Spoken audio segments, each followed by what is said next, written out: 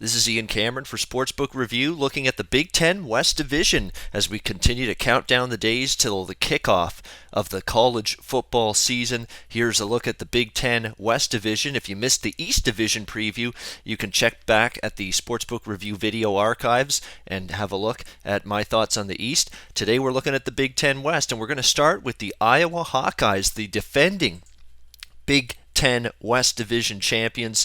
They'll be looking for an encore performance this year. A 12-2 season last year for Iowa, losing to Michigan State in a very tight game in the Big Ten championship, and then really got absolutely bombed and annihilated and really kind of embarrassed, if you ask me, in the Rose Bowl against Stanford, who just absolutely just tore them to shreds. Christian McCaffrey specifically just did an absolute tap dance all over the Iowa Hawkeyes in that bowl game. So definitely Iowa going to be smarting coming into the season after that bowl game.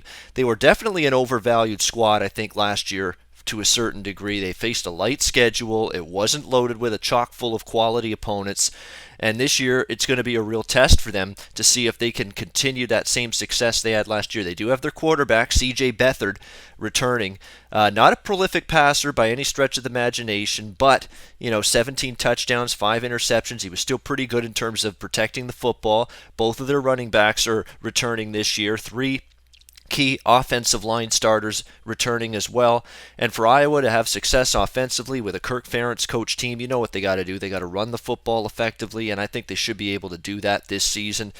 The concern for me, though, with Iowa is at wide receiver. There's not a lot of depth and quality targets outside of Matt Vandenberg, so they're going to need that running game to be strong. The defense, which was solid last season, they're going to have to be good. Problem is, they've got a lot of new faces now and some personnel departures on that side of the football, so I'm not sure we can expect Iowa's defense, A, to be as good, B, to force the amount of turnovers they did last year. Secondary has plenty of depth concerns, so they're really going to have to try to stay healthy, because if the starters get hurt in that pass defense, really could be tough. They're certainly right in the hunt to win this division again, but I think they're going to have a tougher path to get there. And I'm not exactly looking at Iowa as a bet-on team, especially at home. They've just been a money burner in Iowa City in recent seasons, so not exactly looking to buy Iowa from a week-to-week point spread perspective early on in the upcoming season. Nebraska Cornhuskers next up here in the West Division preview. How about Mike Riley? After just one season as head coach coming over from Oregon State, he's already on the hot seat, you could say, because last year, 6 wins, lost a ton of close games, which a lot of people called the coaching into question because of those losses.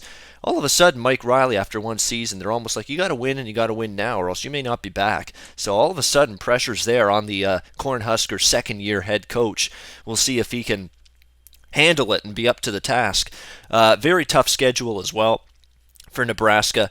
They've got Ohio State as from the other division on that schedule. They have some question marks. Tommy Armstrong Jr., the dual threat quarterback, returns, but boy, didn't have a great completion rate last year. Turned the football over too much. Those are 2 areas where he's really going to have to improve if Nebraska's going to have a good season. The wide receiving core should be phenomenal. Jordan Westerkamp, of course, is the guy that highlights that receiving core, is the headliner. Lots of depth at that position.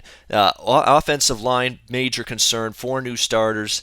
Not a lot of snaps under their belt for the new faces along that offensive line. That's a concern. Defensive side of the football, we're talking about a Nebraska secondary last year wasn't very good. And to make matters worse, this defensive line has been absolutely ravaged by guys that are gone. I mean, 4 starters gone. They were pretty solid up front last year. They got a decent pass rush. They stopped the run adequately. That's all going to be in question now with all the new faces on that defensive line. Can they get that same pass rush? Can they stop the run? Because that secondary still has some question marks. So this defense, this Nebraska stop unit, still the jury is out on as far as I'm concerned. I'm not sure I'm ready to buy in on Nebraska. There's a couple of teams that I'm looking at to bet against. Iowa, probably one of them, which we just mentioned. Nebraska might be another one. I'm not exactly ready to buy in that this team's ready to take that next step forward, especially with so many question marks on the defensive side of the football. All right, Wisconsin Badgers, the next team we are taking a look at, and boy, Wisconsin, you talk about a schedule makers doing them no favors. Have you looked at what they've got to face in the first month and a half or so of the season?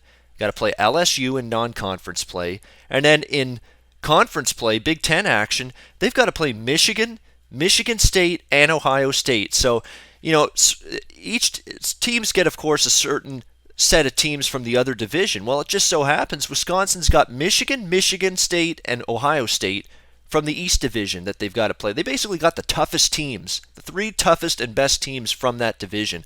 That is just absolutely brutal if you're a Wisconsin Badger fan.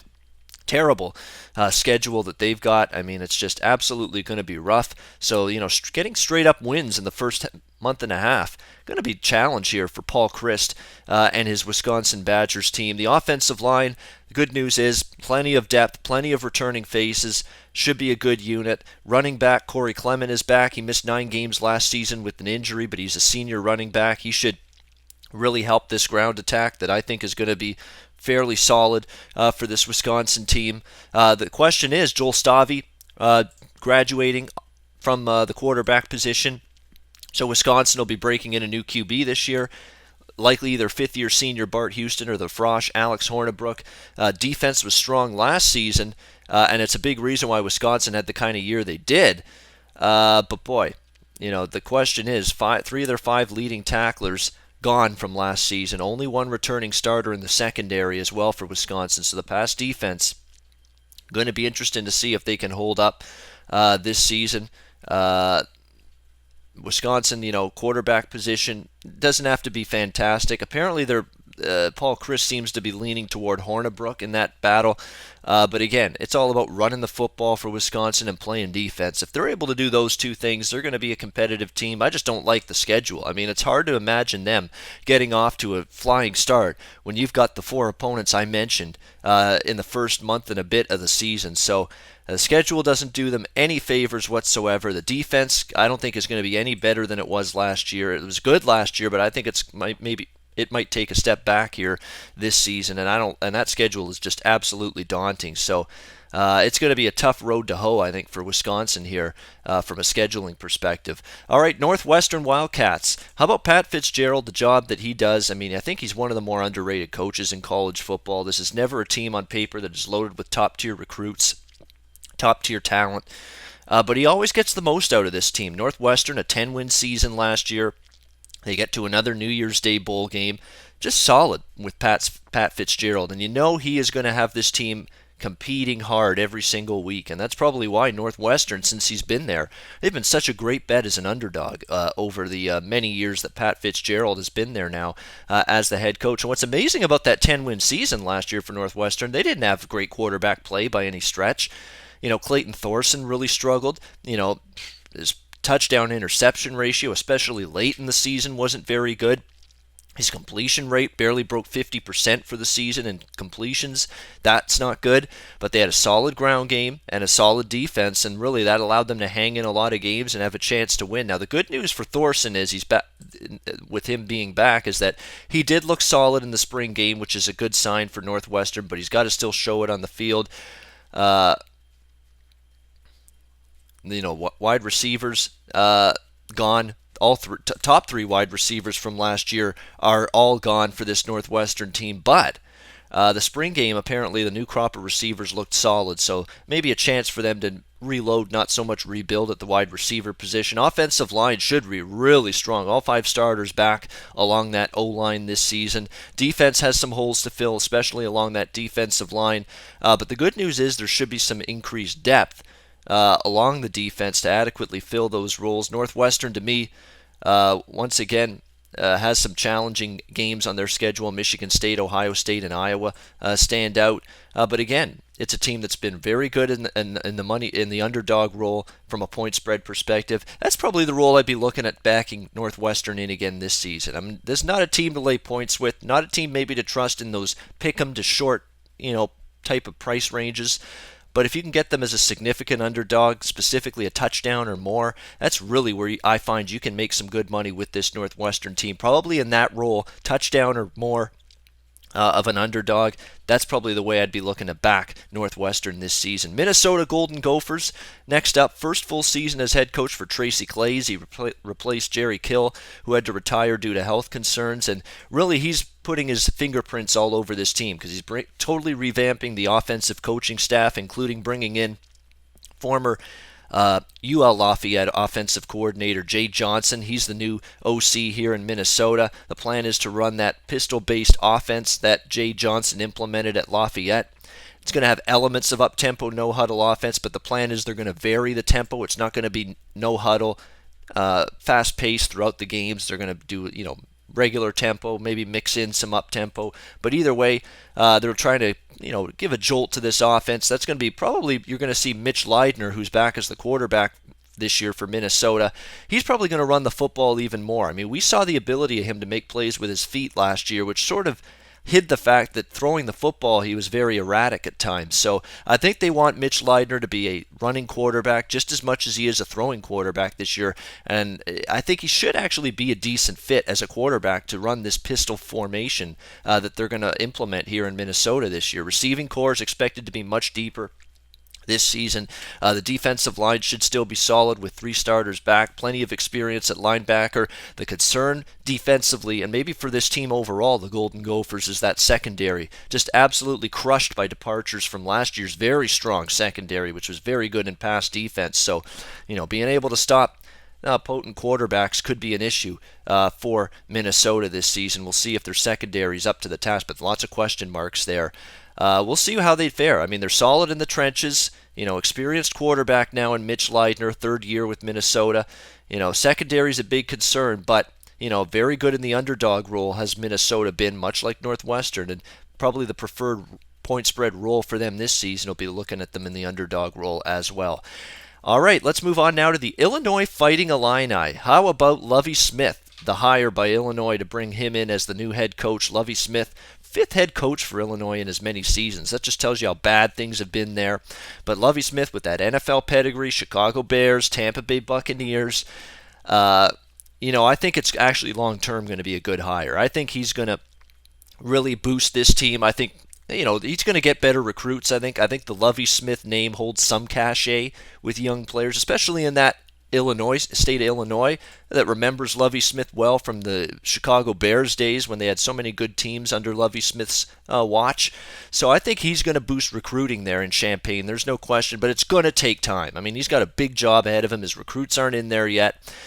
He was hired actually after the recruiting period ended, if I'm not mistaken. So he's still got all the holdover Illinois players from the previous regime. So he doesn't have any of his players in there yet. So it's going to take time. They only have 11 starters back from last year. New systems on both sides of the football. New OC and Garrick McGee. Pro-style offense will be implemented. Defense shifts to a Tampa 2 system, which is famous under Lovie's teams coached by Lovie Smith. Hardy Nickerson taking over the reins as the defensive coordinator. So new coordinators, new offensive and defensive systems on both sides of the football. So there's going to be a steep learning curve here for Illinois. On offense, Wes Lunt, former Oklahoma State quarterback, the transfer from there, is back to lead the offense. They've got solid at running back. There are concerns, though, depth at wide receiver. Not a lot of quality targets in that group, especially with Mike Dudek, one of their top receivers, suffering a torn ACL in the spring, ending his season early. So that's a concern. On defense, only 4 starters back, and they lose their top 3 tacklers from last year's defense. But that defense was not very good, to say the least. So we'll see if that really comes into play all that much. Defensive line, somewhat cohesive, but lots of new faces. New system in place, so there could be some growing pains defensively for Illinois. I think long-term, Lovie Smith's a good hire. This team, I think, is going to show signs of improvement. It's a question of how quickly. I think they're going to start out slow, but watch out for this team. If they show by the 5th or 6th or 7th game of the season that they're making strides forward, there could be some residual point spread value. If they get off to a slow start, but then all of a sudden something clicks, the 5th, 6th, or 7th game, they're more competitive, they're hanging in games, there could be some residual point spread value with Illinois if they start to turn a corner at some point this year. So be on the lookout for that. I think there's point spread potential for this team, maybe not right away, because I think there's going to be some struggles early, but it could happen if they show improvement midway through the season. All right, we're going to wrap it up with the team that is likely, once again, going to be bringing up the rear here in the West Division, the Purdue Boilermakers. What a complete disaster of a situation that's going on there. Darrell Hazel, I'm actually shocked that he's gotten another chance to be the head coach of Purdue this season. He's 6-30. straight up in his 3 seasons as head coach for the Purdue Boilermakers. Really, Hazel, he's got to get to 6 wins this year and get to a bowl game, period. I don't think there's any other way, any plausible other way he could save his job other than doing that. So we'll see if he can get the job done. David Blau returning to be the projected starting quarterback, 58% completion rate, 10 touchdowns, 8 interceptions last season. Those numbers have to improve. Skill positions, there's some options, but major holes for Purdue along the offensive line. Starting center gone, left tackle gone from last season. Probably the 2 most critical positions along the offensive line. So that's going to make things tough replacing those players. Not much depth, so finding bodies to keep that unit going strong through the season is a concern, especially if injuries start to mount. 7 starters back from last year's defense, which was pitiful. 110th in total defense in the country.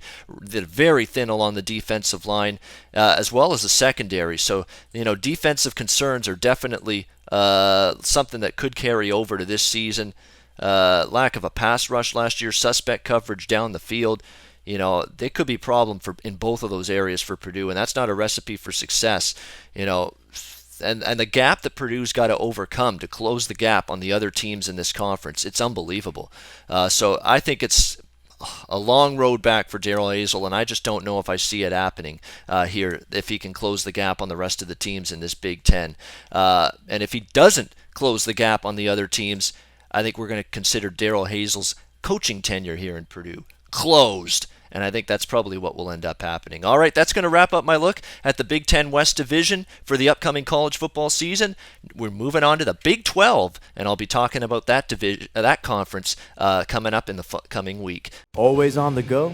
Bet365 has one of the top mobile platforms in today's market. Sign up today, and don't let your busy life keep you out of the game.